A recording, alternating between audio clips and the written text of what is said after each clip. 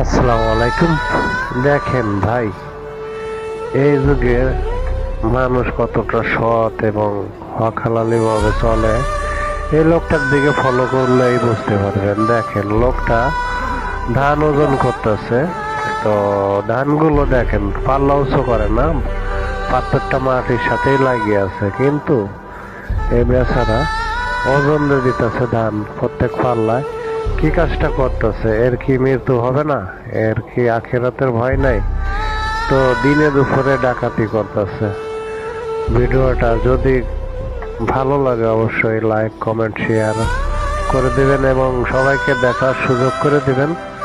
সবাই যাতে এইভাবে কেউ যদি ধান মেপে নেয় অবশ্যই পাল্লা পাথরের দিকে খেয়াল রাখবেন, যাতে এইসব